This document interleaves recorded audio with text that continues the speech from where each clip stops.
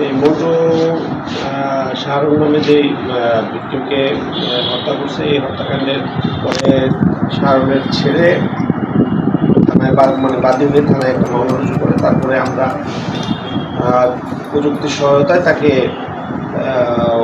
মাদারীপুর জেলার রাজৈর থানাদের এলাকা থেকে গ্রেফতার করে থানায় নিয়ে আসি। তারপর থানার থেকে তার জিজ্ঞাসাবাদে তাকে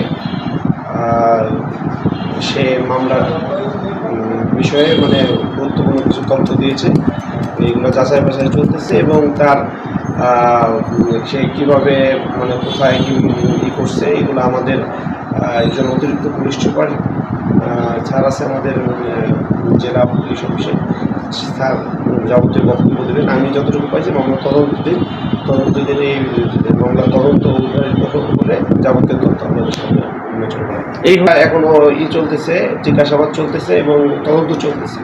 এটা তদন্তকালীন বিষয়, তদন্ত শেষ হওয়ার হলে এটা যাতে মূলত এখানে যতটুকু আমরা মানে পেয়েছি জিজ্ঞাসাবাদে যতটুকু মানে প্রাথমিকভাবে জানা যেতেছে, এটা তাদের একটা ব্যবসায়িক লেনদেন ছিল কাঠের।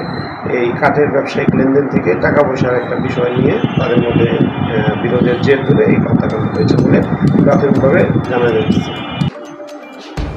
পানিটা ছিল চকচক করছিল। ঠিক আছে, এবার ওকে বের করে নিচ্ছি।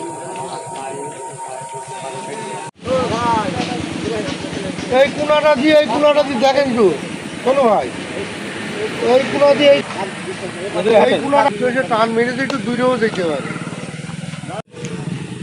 যাক, আমি এই পাটের বইতে আমি এইভাবেই খেলাইছি। আমি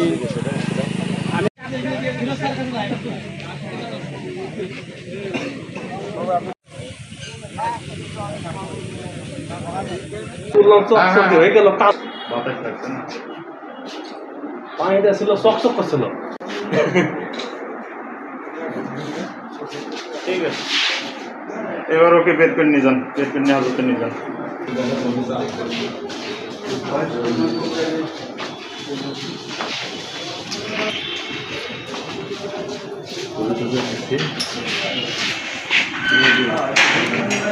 উনি মাঝে মাঝে আমার টাকা চাই।